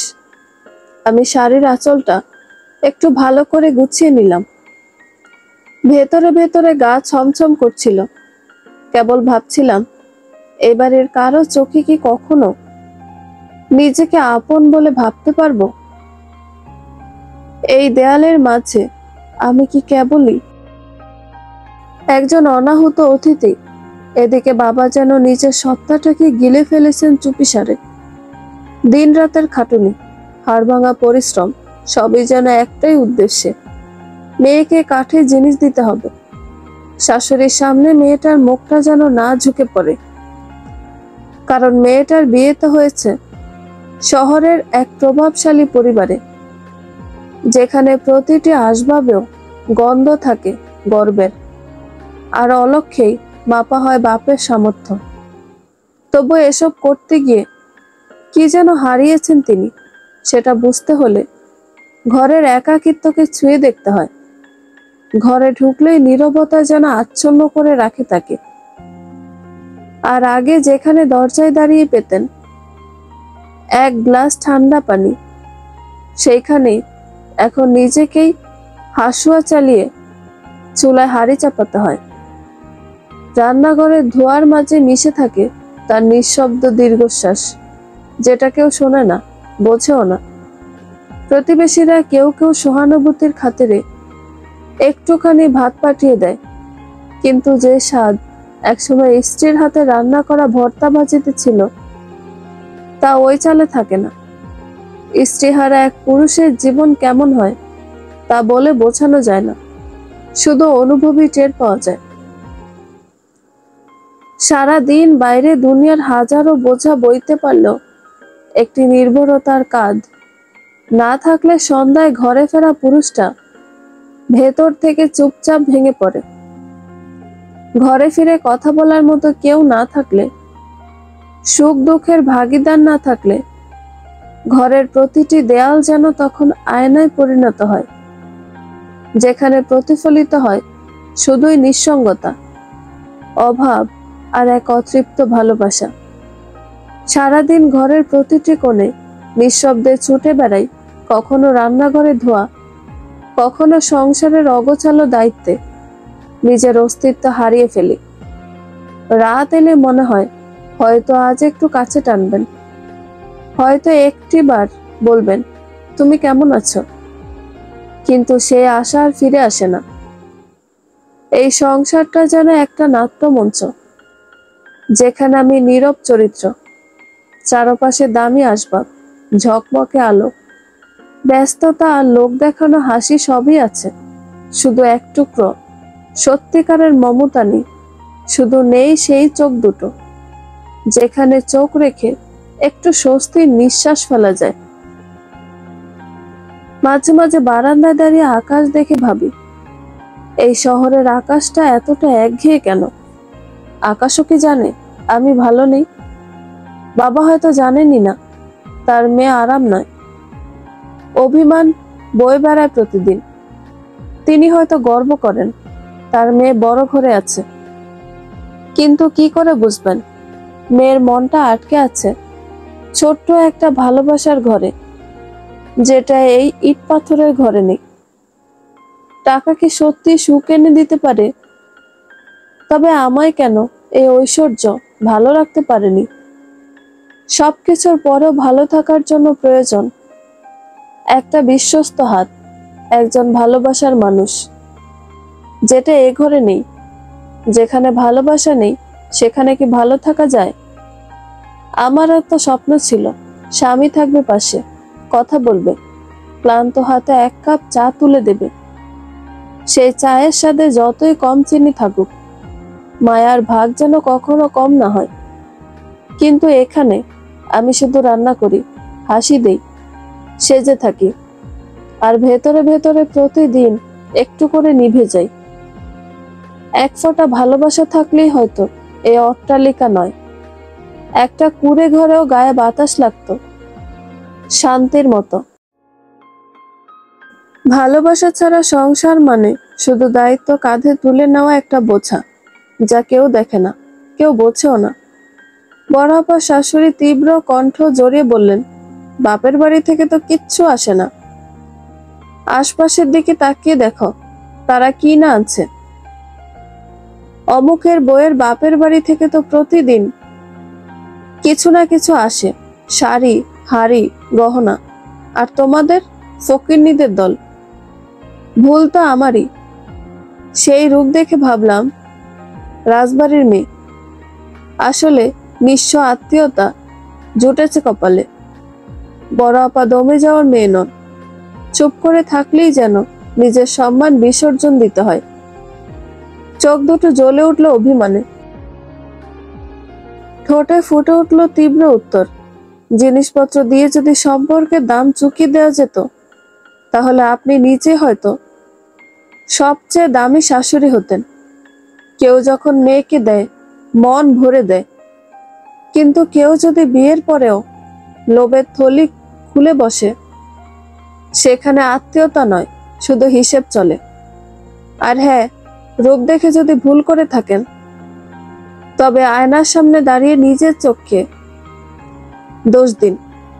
ফকিনীদের সঙ্গে আত্মীয়তা না হলে তো আপনার ছেলে এই রূপবতী ফকিনীকে ঘরের বউ করে আনতো না। শাশুড়ির মুখ কাচুমাচু হয়ে গেল, যেন নিজের ছায়াকেও তখন অপরাধী মনে হয়। আর বড় আপার চোখে সে অদম্য দীপ্তি, যে দীপ্তি কারো দয়ার ভিক্ষায় নয়, নিজের আত্মমর্যাদায় জন্ম নেয়। রাতের নিস্তব্ধতা ঘন হয়ে উঠেছে, ঘরে নিভু নিভু আলো। তিনি ক্লান্ত শরীরে বিছানায় শুয়ে পড়েছেন। আমি নিঃশব্দে পাশে বসে তার পা দুটো নিজের কোলের ওপর তুলে নিয়ে স্নেহ ভরে তেল মালিশ করতে লাগলাম। মাথার চুলে আলতো করে হাত বুলিয়ে দিয়ে কপালে একটা চুমু এঁকে দিলাম। তার ঘুম নেমে এলো চুপিসারে। গায়ের উপর কাঁথাটা গুছিয়ে দিলাম ভালো করে, যেন ঠান্ডা না লাগে। তারপর পা টিপে টিপে ফোনটা হাতে তুলে নিলাম। বাবাকে একটা ফোন না দিলে যেন মনটা শান্তি পায় না। দুবার রিং হওয়ার পর ফোন ধরলেন বাবা। জিজ্ঞেস করলাম, কেমন আছো বাবা? ওপাশ থেকে ভেসে এলো ক্লান্ত এক সুর। মারে, এখন আমি গাড়িতে আছি, একটা রিজার্ভ ট্রিপ পেয়েছি তো, এখন রাখি, কাল কথা বলবো। শব্দগুলো কানে গিয়ে বুকের ভেতর একটা মোচড় তুলে দিয়ে গেল। ঘড়ির দিকে তাকিয়ে দেখি কাঁটা ঠিক 12টা এসে দাঁড়িয়েছে। বাবা এখনো রাস্তায়, চোখে ঘুম নেই, গায়ে ক্লান্তের ভার। শুধু মেয়েদের মুখে হাসি ফুটবে বলে আজও রাতভর সিনজি চলছে। কিন্তু বাবা কি জানেন, তার সেই ঘামে গড়া স্বপ্নে বোনা মেয়েটা আজও সুখের মুখ দেখেনি। অসহ্য এক ভারে গলা ধরে আসে, চোখের কোণে জমে উঠে অশ্রু। আকাশের দিকে তাকিয়ে শুধু একটাই প্রশ্ন আসে মুখে, আল্লাহ, কেন আমাদের একটা ভাই দিলেন না? একটা ভাই থাকলে হয়তো আজ এই বয়সে এসেও বাবাকে রাত 12টায় গাড়ি চালাতে হতো না। আমাদের মুখে হাসি ফোটাতে গিয়ে বাবা নিজের মুখটা এমন বিবর্ণ হয়ে যেত না। পায়ের কাছে বসে ঘুমন্ত স্বামীর পায়ের পাতা আলতো করে হাত বুলিয়ে দিতেই হঠাৎ মনে হলো, এই সংসারে আমার আপন বলতে কেউ আছে তো, নাকি বাবার কাঁধে আমার একমাত্র আশ্রয়, যে দিন দিন ভারে ঝুঁকে পড়ছে, আর আমি তা শুধু চেয়ে চেয়ে দেখছি। চুপি চুপি নিজের অশ্রু মুছে ফোনটা বালিশের পাশে রেখে নিঃশব্দে শুয়ে পড়লাম। কিন্তু ঘুম এলো না। বাবার ক্লান্ত মুখটা বারবার চোখের সামনে ভেসে উঠল। তার মুখে এক ফোঁটা শান্তির হাসি ফোটাতে না পারলে এই জীবনের সব আয়োজন যেন বৃথা লাগে। নিরিবিলি দুপুর, উঠোনের শুনশান নীরবতা। পাশের বাড়ির দাদি এসে বাবার পাশে বসে একগাল মিষ্টি এসে বললেন, ও রমেশ মিয়া, তোরে তো আজকাল পাওয়াই যায় না রে বাবা। বাবা হেসে মাথা নিচু করে উত্তর দিলেন, ওই তো চাচি, কাজের চাপটা একটু বেশি। ঋণের কিস্তি মাসে মাসে শোধ দিতেই তো প্রাণ বেরিয়ে যায়। দাদি একটু গম্ভীর স্বরে বললেন, আমি বলি কি রমেশ মিয়া, তুই একটা বিয়ে শাদী কর। এভাবে একা একা কদিন আর চলবি? দিন শেষে তো একটা মানুষ দরকার পাশে বসে দুটো কথা বলার জন্য, একটু মাথায় হাত রাখার জন্য। রান্না, কাপড় ধোয়া, অসুখ বিসুখ সবকিছু একার কাঁধে তুলে নিয়েছিস। বয়স বাড়লে শরীর তো আর সে আগের মতো থাকে না। এখনই সময়। বাবা একটু নরম গলায় বললেন, এখন কি আর সেই বয়স আছে চাচি? মেয়েরা বড় হয়েছে, ঘর সংসার করছে। আমি যদি এখন আবার বিয়ে করি, লোকে তো বলবে বুড়ো বয়সে লজ্জা নাই রমেশ মিয়ার। দাদি চোখে মুখে বিরক্তি জড়িয়ে বললেন, ধুর, লোকে কি না বলে বলতো? তোর ঘর একা চালিয়ে যাচ্ছিস তুই, লোকে তো তোর পেছনে দাঁড়িয়ে ভাত তুলে দিচ্ছে না। লোকের কথায় তো জীবন থেমে থাকে না রে। বাবা এবার একটু নরম হেসে বললেন, তবু চাচ্ছি নিজের মেয়েদের চোখের দিকে তাকাইতে পারবো না। তারা যদি ভাবে আব্বা আমাদের মায়ের জায়গা অন্য কাউকে দিল, আমি তো চাই না তারা মনে মনে কষ্ট পাক। সংসার একা টানছি বটে, কিন্তু মনের কোনায় কোথাও একটা দায় আছে, আমার স্ত্রীর প্রতি, আমার মেয়েদের প্রতি। দাদি চুপ করে গেলেন। ভাঙা চোয়ালের কোণে এক বিন্দু সম্মান মিশ্রিত দীর্ঘশ্বাস জমে রইল।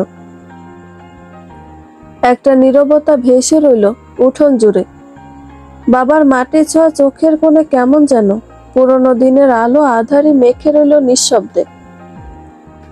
একটা বিয়ের দাওয়াত আসলো, সেখানে শ্বশুর শাশুড়ি, জামাই, আমরা সবাই যাব। যাওয়ার আগে তিনি বারবার করে বলে গেলেন, তুমি আমার পাশে ঘোরাঘুরি করবে না একদম, সব সময় দূরে দূরে থাকবে। আমি চুপচাপ শুনছিলাম, তবু জানতে ইচ্ছে হলো, কেন? আমি কি আপনার স্ত্রী নই? তিনি চোখ নামিয়ে বললেন, তোমাকে স্ত্রী পরিচয় দিতে লজ্জা লাগে, মানুষ হাসবে আমার পেছনে। আমি আর কোনো প্রশ্ন করিনি, শুধু নিজের মধ্যেই একরাশ কান্না গিলে ফেললাম। তারপর চোখের কোণায় টান টান একটা হাসি এঁকে দাঁড়িয়ে রইলাম তাদেরই ভিড়ে, যেখানে তিনি হাসি মুখে একের পর এক ছবি তুলছেন, আত্মীয়দের সঙ্গে গল্প করছেন প্রাণ খুলে। আর আমি ছিলাম দূরের এক কোণে জড়সড়, নিঃশব্দ, নিঃসঙ্গ এক প্রাণ। একটা ছবিও তোলেননি আমার সাথে। একবারও ফিরে তাকাননি, হাসেননি, প্রশ্ন করেননি। তবু আমি ভেঙে পড়িনি, মাটি কামড়ে পড়ে রইলাম। কেননা ভিড়ের ভেতরে আমি তার হয়ে থাকি, যদিও তিনি আজও আমায় নিজের বলে ডাকেন না। তবু আমি স্ত্রী, হয়তো কাগজে কলমে, কিন্তু হৃদয়ের পাতায় সেখানে আমি শুধুই এক পরিত্যক্ত প্রলেপ। কিছুদিন পর আমার শরীরে একের পর এক অজানা পরিবর্তন আসতে শুরু করে। প্রথমে হালকা মাথা ঘোরা, তারপর বমি বমি ভাব। শরীরে যেন কোনো শক্তি অবশিষ্ট নেই। ঘর মোছা কিংবা বসে থালা বাসন মাজা সবই যেন পাহাড় টলানোর মতো কষ্টসাধ্য হয়ে উঠল। এক সন্ধ্যায় আয়নার সামনে দাঁড়িয়ে নিজের দিকে তাকিয়ে রইলাম। চোখের নিচে কালি, গাল ভেঙে গেছে, ত্বক যেন নিস্তেজ হয়ে গেছে। আমি আর আগের মতো নেই, একটা নিঃস্ব, ক্লান্ত, অবহেলিত ছায়া মাত্র। আমার এই নিঃশ্বাসহীন দিনগুলো শাশুড়ির কাছে ছিল কাজ এড়ানোর কৌশল। তিনি একটিবারও ভাবেননি হয়তো আমার শরীরটা সত্যিই ভালো নেই। রাতে বিছানায় শুয়ে শুয়ে অনেক সাহস সঞ্চয় করে ওনাকে বললাম, শুনুন না, আজকাল খুব মাথা ঘুরে, কিছু খেতে পারি না, বমি বমি লাগে সব সময়। তিনি নির্লিপ্ত স্বরে বললেন, তো আমি কি করব? তার এই ঠান্ডা উত্তর শুনেও আমি হেসে ফেললাম। না, আনন্দের হাসি নয়, আত্ম অপমানের এক ক্ষীণ বিদ্রুপ ছিল তাতে। বললাম, যেহেতু ঘরের সব কাজ আমি একাই করি, তাই আমার শরীর খারাপ মানায় না। তবুও ভাবলাম, যদি আপনি একটিবার আমাকে ডাক্তারের কাছে নিয়ে যান, হয়তো একটু সাড়া পাই। কিছুটা নিঃশব্দ থেকে তিনি বললেন, আচ্ছা, কাল সকালে যাব। আমি জানি এটা কেবল তার কৌতূহল নয়, অন্য কোনো হিসেব করছেন মনে মনে। তবুও সে হঠাৎ আসা সামান্য সাড়া যেন আমায় একটুখানি আশ্বাস দিল। হয়তো হয়তো আমার শরীর খারাপটা এখন কেউ স্বীকার করছে। এক মুঠো যত্ন না হোক, অন্তত একটুখানি বিশ্বাস, সেইটুকু নিয়েই আমি আমার বাঁচতে চাইলাম। পরদিন সকালে উনি শাশুড়িকে বললেন সবকিছু। তিনি অবাক হলেন না, বরং এক প্রকার স্বস্তির নিঃশ্বাস ফেললেন। বললেন, যদি তার শরীরই ভালো না থাকে, সব কাজ তো জমে যাবে। নিয়ে যা, ডাক্তার দেখিয়ে আন। তিনি আমার সাদা বোরকাটা বের করে নিজেই গায়ে পরিয়ে দিলেন। তারপর আমার হাত ধরে নিয়ে গেলেন স্থানীয় এক নারী বিশেষজ্ঞ ডাক্তারের চেম্বারে। সব টেস্ট শেষ করে রিপোর্ট হাতে নিয়ে আমরা আবার ডাক্তারের সামনে বসলাম। ডাক্তার ম্যাডাম চশমার ফ্রেমে চোখ রেখে একবার রিপোর্টের কাগজ দেখলেন, তারপর আমার মুখ, তারপর আমার স্বামীর মুখের দিকে তাকালেন। একটা মৃদু কোমল হাসি খেলে গেল তার ঠোঁটে। অভিনন্দন, আপনার গর্ভে একখানা হৃৎপিণ্ড দুক করে চলেছে, ছোট্ট একটা প্রাণ। আমার কানে যেন শঙ্খধ্বনি বাজলো। এক মুহূর্তের জন্য আমার মুখে হাসি রেখা ফুটে উঠল। সঙ্গে সঙ্গে চোখ ছুটে গেল তার মুখের দিকে। সে তো বসে আছে একদম নিস্পৃহ, মুখটা যেন আরো কালো হয়ে এসেছে, যেন কেউ কোনো অপ্রীতিকর সংবাদ শোনালো তাকে। ডাক্তার বুঝে গেলেন পরিবেশটা। তিনি কিছুক্ষণ চুপ থেকে আমায় সরাসরি জিজ্ঞেস করলেন, কোনো সমস্যা হচ্ছে? আমি মাথা নাড়িয়ে না বললাম, কিন্তু চোখ যেন বিশ্বাসঘাতকতা করে ফেলল। একটু কেঁপে উঠল। তিনি আবার জিজ্ঞেস করলেন, মন খারাপ কেন? তখন নিচু স্বরে বললাম, উনি হয়তো এই বাচ্চা চান না। যে মানুষটা আমাকে এখনো স্ত্রী বলে মেনে নেয়নি, সেই বা কিভাবে একটা অনাগত প্রাণকে নিজের সন্তান বলে ভাববে? ডাক্তার ম্যাডাম এবার একটু গা ঝাড়া দিয়ে উঠে বসলেন। চোখের চশমাটা একটু নামিয়ে তার দিকে তাকালেন। তারপর স্বাভাবিক ভঙ্গিতে কিন্তু দৃঢ় কণ্ঠে বললেন, শোনো ভাই, আমি তোমার বড় বোনের মতো, তাই একটু বলি। এই মেয়েটার গায়ের রং হয়তো শ্যামলা, কিন্তু মুখের যে কোমলতা, চোখের যে ভাষা, দেহের যে গঠন, সেসব কোনো অংশে কম নয়। ফর্সা ত্বক দিয়ে সংসার চলে না, যে মেয়ে নিঃশব্দে সব সহ্য করে যাচ্ছে, বুকের ভিতর সন্তান লালন করছে, তাকে ভালো না বেসে তুমি কাকে ভালোবাসবে? একটু থেমে তিনি আমার দিকে তাকিয়ে কোমল গলায় বললেন, তোমার শরীরে এখন আর একজন বেড়ে উঠছে। এই সময়টায় তুমি শুধু একজন নারী নও, তুমি একজন মা। নিজেকে ভালোবাসো। আর তোমাকে বলি ভাই, এই সংসারের দায়িত্ব এখন তোমার হাতে। ভুলে যাও পুরনো সব, এগিয়ে চলো এই মেয়েটার পাশে দাঁড়িয়ে। আমি মাথা নিচু করে বসেছিলাম, তবে মনে হলো অনেকদিন পর যেন কেউ আমার হয়ে কথা বলল। কান্না আটকে রাখা গেল না। আর সে একবার ডাক্তারের মুখের দিকে, একবার আমার চোখে জলে ভেজা মুখের দিকে তাকিয়েছিল। নীরব, থেমে থাকা এক সন্ধ্যার মতো। রাস্তা দিয়ে ধীর পায়ে হাঁটছিলাম আমরা, চারপাশে শহরের কোলাহল, তবু আমাদের চারপাশে যেন এক ধরনের অদৃশ্য নিস্তব্ধতা। তিনি হঠাৎ খুব নরম গলায় জিজ্ঞেস করলেন, কিছু খাবে? আমি একটু চমকে তাকালাম তার দিকে, তারপর নিঃশব্দে মাথা নাড়িয়ে হ্যাঁ বললাম। তিনি ঠোঁটের কোণে এক ফোঁটা হাসি এনে বললেন, কি খাবে? আমার গলা যেন শুকিয়ে এসেছিল, তবুও মুখ নরম করে বললাম, আপনি যা খাওয়াবেন। তিনি আমার দিকে না তাকিয়ে রাস্তার পাশের এক ফুচকার দোকানের দিকে এগিয়ে গেলেন। আমি চুপচাপ অনুসরণ করলাম তাকে। হাত বাড়িয়ে নেকাবটা খুলে ফেললাম, যেন নিজেকে একটু হালকা করি। ফুচকার ঝাল পানি মুখে যেতেই চোখ দুটো একটু জ্বলতে শুরু করলো। ঠিক তখনই টের পেলাম চারপাশে অনেক চোখ আমার দিকে স্থির হয়ে আছে। কিছু মেয়ে কানে কানে হাসাহাসি করছে, কেউ আবার গলা টেনে ফিসফিসিয়ে বলছে, ও মা, এই ছেলের পাশে এই কালিনী। না না, মানাচ্ছে না একদম। ছেলে দেখতে হিরোর মতো, মেয়েটা তো যেন কোথাকার কুৎসিত এক জীব। আমার বুকটা ধসে যেতে চাইল। একবার মেয়েগুলোর দিকে তাকালাম, আরেকবার ওনার দিকে। উনিও তাকিয়েছিলেন, তবে ওভাবে নয়, খুব অন্যরকম একটা দৃষ্টিতে। যেন তার দু চোখে একসাথে রাগ, অপমান আর প্রচ্ছন্ন এক অবিশ্বাস। হঠাৎ ওনার মুখখানা কেমন কঠিন হয়ে উঠল, চোখে মুখে এক ধরনের অস্থিরতা। গলার স্বরটা এবার কঠিন ও অচেনা শোনালো। ধমকে বললেন, নেকাব পরো।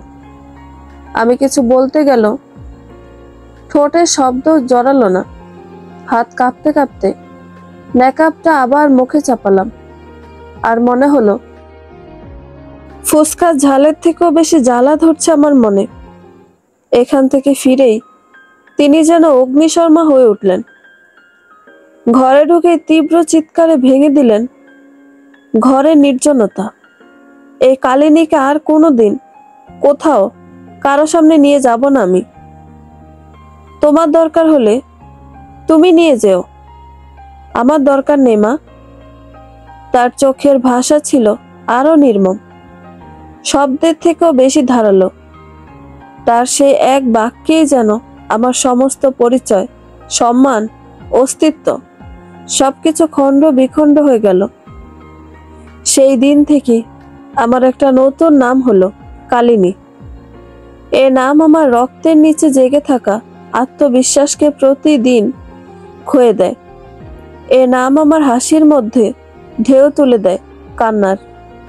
এ নাম আমার প্রতিবিম্বকে করে তোলে অপরাধী, শুধু ফর্সা না হওয়ার অপরাধে, শুধু সৌন্দর্যে তথাকথিত মানদণ্ডে অযোগ্য হয়ে ওঠার কারণে। আমি চুপ করে দাঁড়িয়েছিলাম। এক ফোঁটা অশ্রু গড়িয়ে গিয়েছিল, কারো চোখে পড়েনি। কারণ কালিনীর কান্না গণনা করার মতন সময় কজনেরই বা থাকে। শাশুড়ি জিজ্ঞেস করলেন, ওষুধ এনেছ? আমি মাথা নেড়ে বললাম, না মা, আনতে পারিনি। তিনি কপালে ভাঁজ ফেলে জিজ্ঞেস করলেন, কেন? ওষুধ কেনার আগেই কয়েকজন মানুষের কটু কথা শুনে উনি এতটা রেগে গেলেন যে হাতের ব্যাগ ফেলে মুখ কালো করে সোজা বাড়ি ফিরে আসলেন। ঠিক আছে, আমি আনিয়ে দেব। তিনি কয়েক কদম এগিয়ে গিয়ে হঠাৎ থেমে দাঁড়ালেন। কোন এক অস্পষ্ট চিন্তার রেখা যেন মুখে ছায়া ফেলল। তারপর ঘুরে দাঁড়িয়ে গম্ভীর স্বরে বললেন, সমস্যাটা কি হয়েছিল বলো তো? আমি কিছুটা সংকোচে, কিছুটা লাজুক হেসে বললাম, মা, আপনাদের বংশধর আসতে চলেছে। এই ছোট্ট বাক্যটায় আমি ভেবেছিলাম একটুখানি আশীর্বাদ, হয়তো চোখের কোণে একটু স্নেহের জল খুঁজে পাব। কিন্তু না, তার মুখ যেন মুহূর্তে পাথর হয়ে গেল। চোখে একরাশ ধিক্কার আর ঠোঁটে কাটা কাটা কথার আগুন। এই সন্তান নষ্ট করে ফেলো। আমি স্তব্ধ হয়ে গেলাম। ধীরে ধীরে জিজ্ঞেস করলাম, কেন মা? তিনি দাঁতে দাঁত চেপে বললেন, কাজকর্ম না করার বাহানা খুঁজছো তাই না? একটা পেট বাঁধিয়ে বসে থাকলেই তো আর কাজ করতে হবে না। তুমি কি ভেবেছ শুধু খেয়ে খেয়ে ঘরে পড়ে থাকলে আমার ছেলে ঘর ধনী হয়ে যাবে, বংশধর ঘর মাথার ওপর তুলে দেবে? ওনার কথাগুলো শিরায় শিরায় কাটার মতো বিঁধে গেল। শুধু শরীর না, মনটাও যেন রক্তাক্ত হলো। একটা প্রাণের অস্তিত্ব জানিয়ে আমি একটু ভালোবাসা চেয়েছিলাম, সেটাই হয়ে উঠল সবচেয়ে বড় অপরাধ। আমি চোখ নামিয়ে এক চিলতে হেসে শুধু বললাম, মা, আমি আসলে মা হতে চেয়েছিলাম, অভিশপ্ত হতে নয়। ঘরে ফিরে বালিশে মুখ গুজে অজরে কাঁদতে লাগলাম, যেন নিজের সমস্ত দুঃখ লুকিয়ে ফেলতে চাইছি নরম কাপড়ের গভীরে। বুকের ভেতর জমে থাকা প্রশ্নগুলো তখন থরথর করে কাঁপছিল। মানুষ এমন নিষ্ঠুর হয় কিভাবে? কালো মেয়েদের কি স্বপ্ন দেখা নিষেধ? তারা কি ভালোবাসার আশা করতে পারে না? ভালোবাসা চাওয়া কি তবে অপরাধ? ঘরের নিস্তব্ধতা আমার কান্নার শব্দে থরথর করে উঠছিল। মনে হচ্ছিল আমার এ অশ্রুসিক্ত আত্মার যন্ত্রণাও কেউ দেখবে না, বুঝবে না। মানুষের ঠাট্টা, বিদ্রূপ আর কটূক্তির ভারে আমার জীবন থেকে যেন শোক নামক শব্দটাই মুছে যাচ্ছে ধীরে ধীরে। তবে কি সত্যিই মানুষ শুধু গায়ের রং আর বাহ্যিক সৌন্দর্য দিয়ে একজনের মূল্য নির্ধারণ করে? তাদের চোখে হৃদয়ের ঔজ্জ্বল্য, চরিত্রের ঋজুতা, ব্যবহারের কোমলতা, এগুলো কি কোনো মূল্যই রাখে না? একটা কালো মেয়ে যেন জন্ম থেকে বিচারাধীন থাকে সমাজের রঙিন মানদণ্ডে। সেখানে না থাকে ভালোবাসার অধিকার, না থাকে স্বপ্ন দেখার অনুমতি। তবে কি এই জীবন কেবল লাঞ্ছনার বোঝা বয়ে বেড়াবার নাম? তবে কি আমি মানুষ নই, শুধু একটা ছায়া? বিছানায় শুয়ে একসময় চোখের জলে ভিজে ওঠা বালিশটা আঁকড়ে ধরলাম, যেন সেটাই একমাত্র সাক্ষী আমার নিঃশব্দ আর্তনাদের। আর নিজেকে বলে ফেললাম, একদিন আমি প্রমাণ করব, রং নয়, মনটাই আসল পরিচয়। আর সেদিন এই সমাজের চোখে আমি শুধু কালো মেয়ে থাকব না, হব এক প্রতিবাদী নাম। এদিকে বড় আপার মনে ক্ষোভের সুরে জমে থাকা অভিমান ধীরে ধীরে আগুন হয়ে জ্বলছিল। কেন বাবা একজন বিত্তশালী মানুষ হয়ে জন্মান না? কেন তিনি মেয়ের শ্বশুরবাড়ির লোকদের সন্তুষ্ট রাখতে পারেন না রকমারি উপহারে, বাহারি মিষ্টিতে? অভিমানে গলায় কান্না চেপে রেখে ফোনটা হাতে তুলে নিলেন। আপা, হ্যালো বাবা। হ্যাঁ মা, বল। আমার বাড়ি একবার এসে আমায় দেখে যেও, বাহারি মিষ্টি নিয়ে। তোর শরীর খারাপ নাকি? না। তাহলে? এমনি। মা, মেয়ের শ্বশুর বাড়ি খালি হাতে যাওয়া কি সাজে? আর তুই তো জানিস তোর এই বাপ এখন কতটা কষ্টে দিন গুনছে। কদিন আগেই তো তোর বোনের বিয়ে দিলাম। বাবার কণ্ঠে ছিল ক্লান্তির মিশ্রণ, ছিল অক্ষমতার হাহাকার। কিন্তু অভিমানে অন্ধ হয়ে থাকা বড় আপা তা শুনল না। বাবার কথা শেষ হওয়ার আগে কাপা আঙুলে কল কেটে দিল। আর ফোনের ওপাশে থেকে যাওয়া নিঃশব্দতা যেন বাবার ঘরে ছড়িয়ে দিল এক অদৃশ্য বিষাদের ধোঁয়া। ভাঙা বুক নিয়ে একা বসে থাকলেন বাবা, আর মনে মনে বললেন, তিনটে কন্যা বড় করলাম, কিন্তু ভালোবাসার চেয়ে দামি হয়ে গেল বাহারি মিষ্টি। রাতে অন্ধকার ঘরে নিঃশব্দে শুয়েছিলাম। বাতাসের শো শো শব্দে মনে হচ্ছিল চারপাশে নিস্তব্ধতাও যেন আমার প্রশ্ন শুনে থমকে গেছে। ধীরে ধীরে জিজ্ঞেস করলাম তাকে, আমি কি শুধুই কালো হওয়ার অপরাধে আপনার কাছে এত অবহেলার পাত্রী? যদি আপনার সন্তানের গায়ের রং আমার মতো হয়, তখন কি আপনি তাকে ফেলে দেবেন? আপনি কি তখনও রঙের নামে ভালোবাসায় শর্ত টানবেন? তিনি মুখ ঘুরিয়ে নির্লিপ্ত ভঙ্গিতে বললেন, তুমি কালো, বাচ্চাটাও কালোই হবে। আর আমি কালো বাচ্চা চাই না। তার কথাগুলো যেন ছুরি হয়ে বুকে ভিতে এলো। একবারের জন্য তিনি ভাবলেন না তিনি শুধু একজন স্বামী নন, একজন আসন্ন পিতা। আমি নিঃশব্দে চেয়ে রইলাম অন্ধকারে।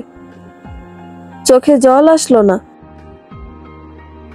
কারণ যাকে ভালোবেসে চোখে রেখেছিলাম সে মানুষটি আজ এতটা নির্মম। সেই রাতে আমি বুঝে গিয়েছিলাম রঙের চেয়ে কালো হয় মানুষের মন, আর সে কালো অন্ধকারের থেকে অনেক ভয়ঙ্কর। গোটা রাত যে নীরবতায় ডুবেছিল, তার রেশ যেন সকালেও রয়ে গেল চারপাশে। মনের ভেতর কেমন ভার ভার লাগছিল, ঠিক যেন এক পাহাড় বয়ে বেড়াচ্ছে বুকে। ইট পাথরের এই শহরে মানুষগুলো যেন হৃদয়হীন, নিঃস্ব, এক একটা হাঁটছে যেন কংক্রিটের মুখোশ পরে, যেখানে কেউ কাউকে জড়িয়ে ধরে না, ভালোবাসার একটুখানি উত্তাপ দেয় না। ভোরে উঠে প্রতিদিনের মতো নিঃশব্দে কাজে লেগে গেলাম। চা বসাতে বসাতে কানে এলো শাশুড়ির কণ্ঠস্বর। ওনার মেয়ে মেহেরিনকে উপদেশ দিচ্ছেন। তার কথাগুলো যেন তীরের মতো বিঁধে যাচ্ছিল আমার হৃদয়। হ্যাঁ রে মা, জামাইকে আঁচলে বেঁধে রাখিস, শাশুড়ির কাছে বেশি যাইতে দিবি না, তোর শাশুড়ি কান পড়া দিতে পারে। আর ঘরের কাছে হাত দিবি না একদম।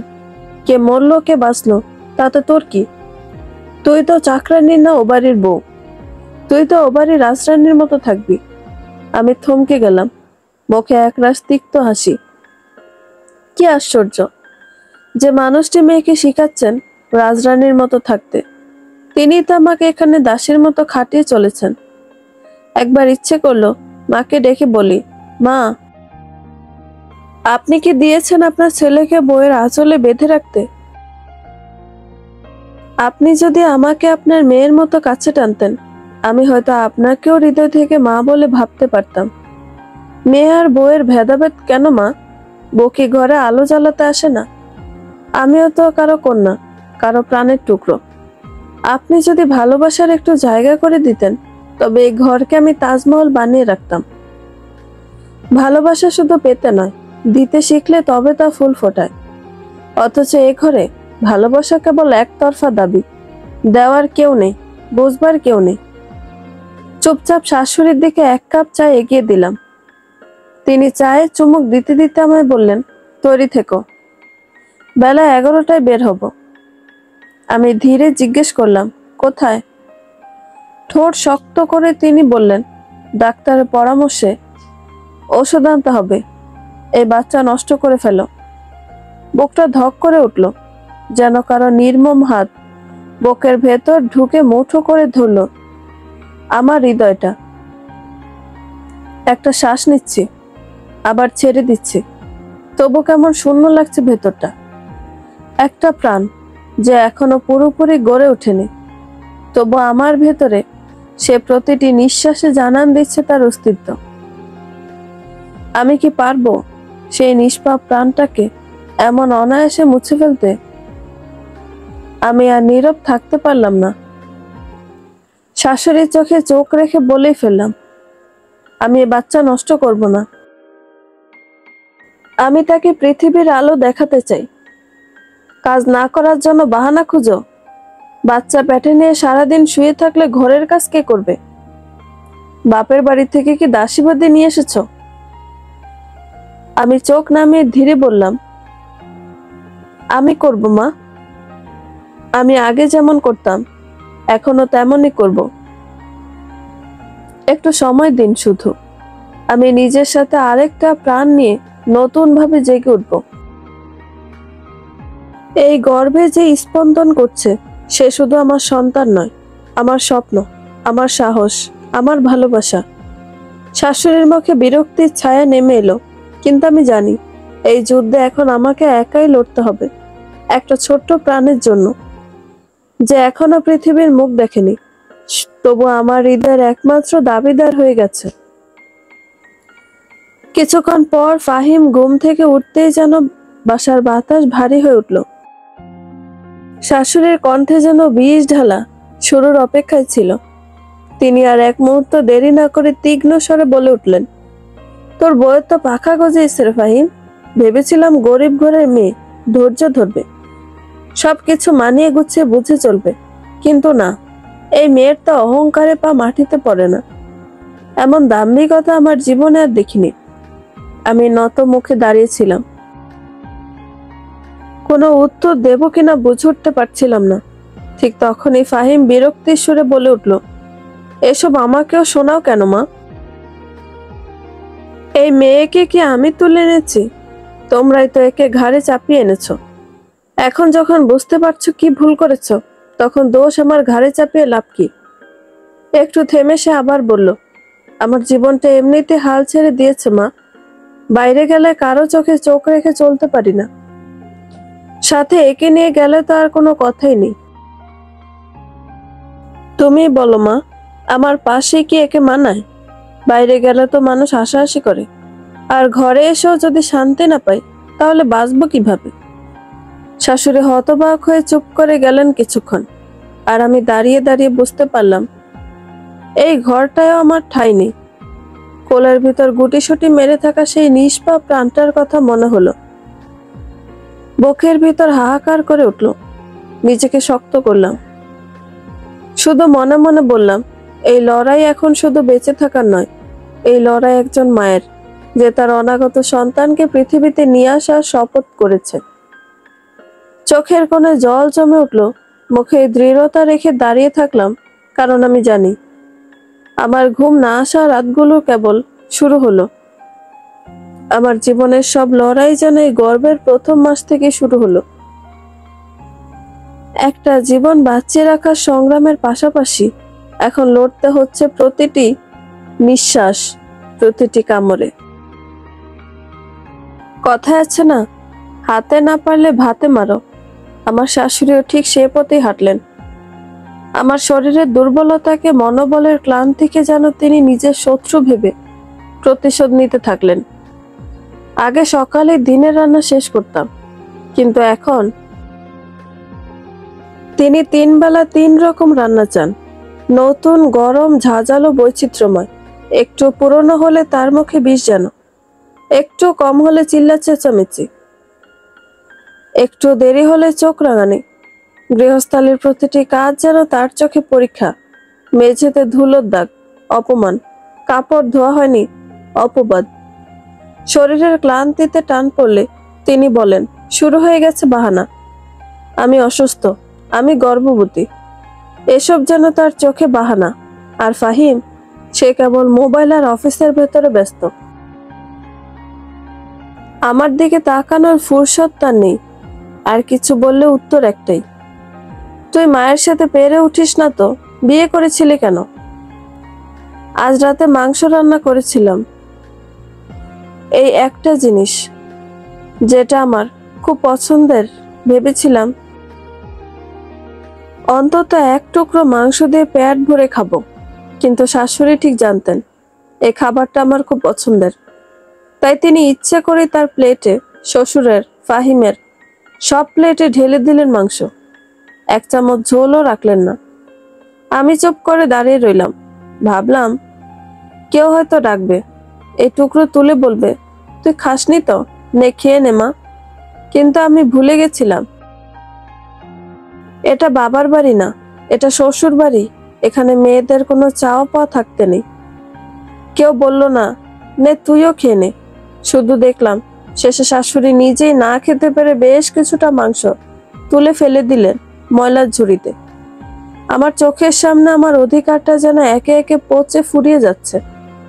কথা বলার শক্তি নেই, শুধু চোখের কোণে নীরব কান্নার একটা রেখা টেনে নিজেকে বললাম, তুই কাঁদিস না, তোর গর্ভের সন্তানের জন্য হলে এখন বাঁচতে হবে, এখনই হারলে চলবে না।